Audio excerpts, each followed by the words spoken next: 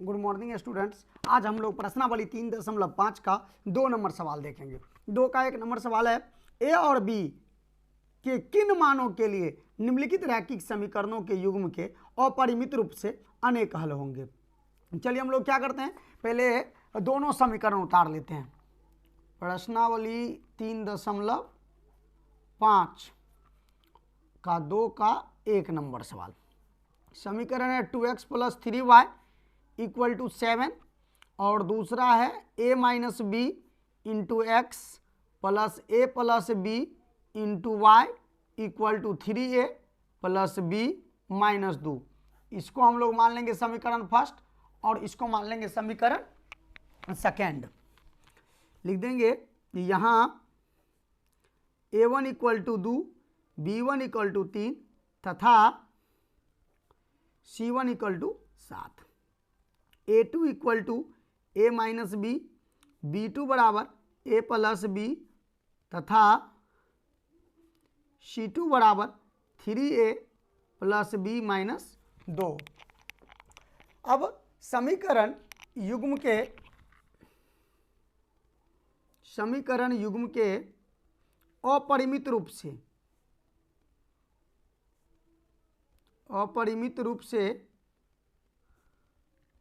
से अनेक हल के लिए लिख देंगे a1 / a2 बराबर b1 / b2 बराबर c1 / c2। चलिए पहले लिख देंगे a1 का मान है 2 और a2 का मान है a - b बराबर b1 का मान है 3 और b2 का मान है a + b बराबर c1 का मान है 7 बट्टा 3a + b - 2। ठीक है, अब हम लोग क्या कर लेंगे, अब लिख देंगे 2 बट्टा a - b = 7 बट्टा 3a + b - 2। कोना कोनी गुना कर देंगे कोनमा कोनमी, तो हो जाएगा 7a, 7 को a से गुना करेंगे 7a -7 को b से गुना करेंगे 7b और अब 2 से गुना कर देंगे 3 दूनी 6a + 2b अब -2 दूनी 4 या 7a और ये प्लस में है, इधर आकर के ये माइनस में आ जाएगा -7b और ये प्लस में है, इधर आकर के माइनस में आ जाएगा 2b बराबर -4 या 7a में से 6 गया a और -7 × 2 9b बराबर -4। इसको हम लोग मान लेते हैं समीकरण 3। पुनः हम लोग लिख लेंगे 3 बट्टा a + b अब बराबर 7 बट्टा 3a + b - 2। ठीक है, फिर से अब क्रॉस मल्टीप्लिकेशन कर लेंगे इसको, तो 3 तिया 9, 9a + 3b और -3 दूनी 6 बराबर 7a + 7b। 7 से गुना करेंगे 7a, 7 से फिर b को गुना करेंगे 7b या 9a ये इधर प्लस में है, इधर आकर के माइनस में हो जाएगा 7a + 3b प्लस में है और ये प्लस में इधर आकर के हो जाएगा माइनस में 7b बराबर -6 माइनस में इधर आकर के प्लस में हो जाएगा 6b। ठीक है, अब यानी यहाँ पर 9 में से 7 गया तो 2a और -4b बराबर हो जाएगा 6। इसको हम लोग मान लेंगे समीकरण 4। अब हम लोग क्या कर लेंगे, विलोपन विधि से a और b का मान निकालेंगे। विलोपन विधि से a और b का मान निकालने के लिए सबसे पहले हम लोग समीकरण 3 में समीकरण 4 के a के गुणांक कॉफिशिएंट से गुना कर देंगे और 4 में 3 के कॉफिशिएंट से गुना कर देंगे। चूंकि दोनों में समान चिन्ह है अतः हम लोग दोनों समीकरण को घटा देंगे। लिख देंगे समीकरण 3 × 2 घटे समीकरण 4। ठीक है, समीकरण 3 में अब 2 से गुना कर देंगे, 2 से गुना करेंगे 2a -9 दूनी 18b बराबर 4 दूनी 8 -8 और इसको ज्यों का त्यों लिख देंगे 2a -4b और बराबर 6। ये प्लस में है तो माइनस में, ये माइनस है तो प्लस में और ये प्लस है तो माइनस में, ये 2a प्लस में ये 2a माइनस में कैंसिल हो गया और ये 18 में से -18 में 4 को जोड़ेंगे तो -14b बराबर -14। ये माइनस माइनस क्या हो गया, कैंसिल हो गया। अब हम लोग लिख लेंगे कि b इक्वल टू 14/14 या b इक्वल टू 14/14, 14 का 14, 14 का 14, तो या b इक्वल टू हो जाएगा 1। अब समीकरण 3 या समीकरण 4, तो समीकरण 3 में b का मान रखने पर, समीकरण 3 में b का मान रखने पर, तो समीकरण 3 क्या है, a minus 9b equal to -4 या a माइनस 9 और गुने 1 बराबर -4 या a इक्वल टू -4, ये माइनस में इधर आकर के हो जाएगा प्लस में, यानी यहाँ पर हो गया +9, तो या a इक्वल टू हो गया -4 में 9 जोड़ेंगे तो 5, नीचे लिख देंगे अतः a इक्वल टू 5 और b इक्वल टू 1। यही हो गया हमारा a और b का मान निकल गया। 2 नंबर सवाल है, 2 नंबर सवाल है के किस मान के लिए, के किस मान के लिए निम्नलिखित रैखिक समीकरणों के मूल का कोई हल नहीं है। ठीक है, तो पहले हम लोग क्या करते हैं, 2 का पहले दोनों समीकरण उतार लेते हैं। समीकरण है 3x + y इक्वल टू 1 और दूसरा है 2k -1 और into x plus k -1 into y equal to 2k + 1। इसमें भी क्या कर लेते हैं, इसको समीकरण फर्स्ट और इसको समीकरण सेकेंड मान लेते हैं। यहाँ पर a1 बराबर है 3, b1 बराबर 1 तथा c1 बराबर 1। ठीक है, a2 बराबर 2k - 1, b2 बराबर k - 1 और तथा c2 बराबर लिख लेंगे 2k + 1, 2k + 1 लिख लिए। अब क्या करेंगे कि लिख लेंगे समीकरण युग्म का कोई हल नहीं होने की, समीकरण युग्म का कोई हल नहीं होने की स्थिति में, कोई हल नहीं होने की स्थिति में, कोई हल नहीं होने की स्थिति में क्या होगा, a1/a2 बराबर b1/b2 बराबर नहीं c1/c2, बराबर नहीं c1/c2, या a1 का मान है 3/2k - 1 अब बराबर इसका मान है 1/k - 1 बराबर नहीं 1/2k + 1, 2k + 1। अब क्या लिख लेंगे हम लोग, 3/2k - 1 बराबर 1/k - 1। अब हम लोग क्या कर लेंगे, इसका क्रॉस मल्टीप्लिकेशन कर लेते हैं। ठीक है, तो 3 को k से गुना करेंगे 3k और -3 × 3 इक्वल टू इसको करेंगे 1 से गुना 2k और -1, तो ये क्या हो जाएगा 3k और ये इधर प्लस में है, इधर आकर के माइनस में हो जाएगा 2k, माइनस में हो जाएगा 2k।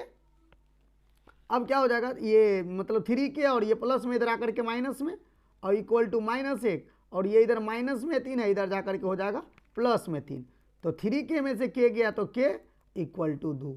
यही हो गया हमारा सही जवाब। ठीक है, अब हम लोग देख लेंगे सवाल नंबर देखेंगे 3। सवाल नंबर 3 कह रहा है निम्नलिखित रैखिक समीकरण के युग्म को प्रतिस्थापन एवं वज्र गुणज विधियों से हल कीजिए। किस विधि को आप अधिक उपयुक्त मानते हैं। चलिए ठीक है, पहले समीकरण को लिख लेते हैं। सवाल नंबर 3, ठीक है, सवाल नंबर 3 लिख लेते हैं। समीकरण है 8x + 5y, 8x + 5y बराबर 9 और दूसरा समीकरण है 3x + 2y बराबर 4। इसको हम लोग लिख देंगे समीकरण फर्स्ट, इसको लिख लेंगे समीकरण सेकेंड। ठीक है। अब हम लोग समीकरण, जैसा कि पहले की वीडियो में बताया जा चुका है, प्रतिस्थापन विधि से बनाने के लिए समीकरण फर्स्ट या सेकंड दोनों में से किसी एक समीकरण से हम लोग चलना शुरू कर देते हैं। चलिए समीकरण फर्स्ट से। समीकरण फर्स्ट है 8x + 5y बराबर 9, या दोनों चर में से किसी एक को एक तरफ रखेंगे तथा दूसरे को उठा करके दूसरे तरफ ले जाएंगे। चलिए हम लोग क्या करते हैं कि 5y को इधर रख लेते हैं, इक्वल टू 9, इधर ये प्लस में इधर आकर के माइनस में 8x, या y इक्वल टू 9 - 8x बट्टा यहाँ पर कितना कर देंगे, यहाँ पर कर देंगे 5। इसको हम लोग मान लेंगे समीकरण 3। समीकरण 3 ले लिए। अब लिख देंगे समीकरण, चूंकि हम लोग फर्स्ट से चलना शुरू किए हैं तो समीकरण सेकंड में y का मान उठाकर पटकने पर यानी रखने पर, तो हम लोग लिख लेंगे समीकरण सेकंड होगा 3x + 2y इक्वल टू 4। अब हम लोग लिख देंगे 3x + 2y। अब 2y नहीं दे करके हम लोग लिख सकते हैं कि 9 घटे 8x बट्टा 5 बराबर 4, या 3x + 9 दूनी 18 - 8 दूनी 16x बट्टा 5, बट्टा में इसके बट्टा में कुछ नहीं 1 बराबर 4।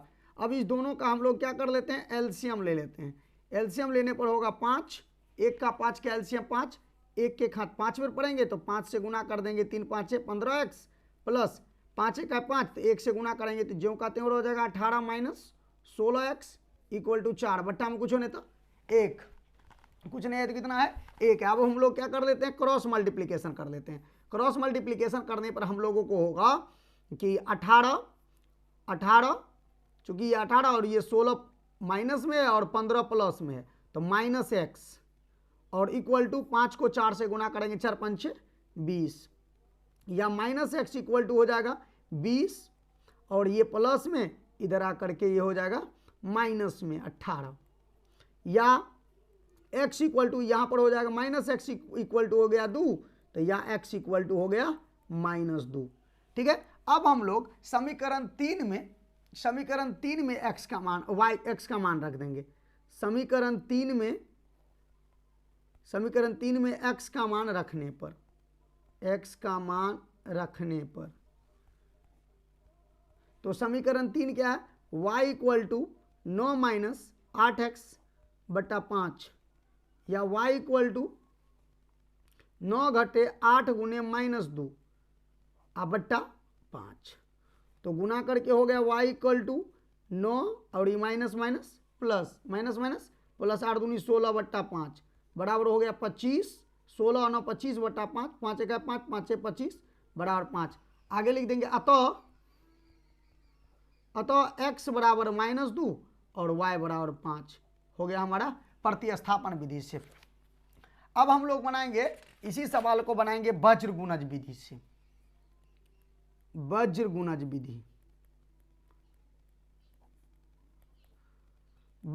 विधि बनाने के लिए भी हम लोग क्या कर लेते हैं, पहले समीकरण को उतार लेते हैं। समीकरण है 8x + 5y बराबर 9, और दूसरा समीकरण है 3x + 2y इक्वल टू 4। लिख लेंगे यहाँ a1 बराबर 8, b1 बराबर 5 तथा c1 बराबर 9, a2 बराबर 3, b2 बराबर 2 तथा c2 बराबर है 4। अब वज्र गुणज विधि बनाने के लिए इसका फॉर्मूला यूज करेंगे। लिख देंगे अब x बट्टा b1c2 घटे b2c1 इक्वल टू y बट्टा c1a2 घटे c2a1 इक्वल टू 1 बट्टा a1b2 घटे a2b1। ठीक है। अब सबका वैल्यू हम लोग क्या कर लेते हैं, पुट कर लेते हैं, या x इक्वल टू b1 नहीं दे करके हम लोग b1 का मान देंगे 5 अगुने c2 का मान देंगे 4, b2 का मान देंगे फिर 2 अगुने c1 का मान देंगे कितना, c1 का मान देंगे 9 equal to y equal to c1 का मान देंगे 9 अगुने और a2 का मान देंगे 3 घटे C2 का मान देंगे 4 और गुने A1 का मान देंगे 8 इक्वल टू 1 बट्टा A1 का मान देंगे 8 और B2 का मान देंगे 2 घटे A2 का मान देंगे 3 और गुने B1 का मान देंगे 5। ठीक है,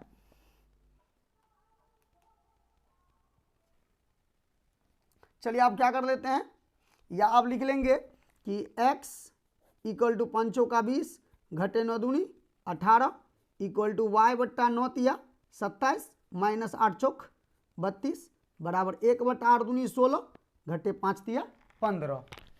ठीक है, अब हम लोग क्या करेंगे कि यहाँ पर लिख लेंगे या x इक्वल टू 2 बराबर y इक्वल टू -5 और बराबर 1/1। तो अब क्या करेंगे, अब x बट्टा 2 इक्वल टू 1/1 क्रॉस मल्टीप्लीकेशन कर देंगे।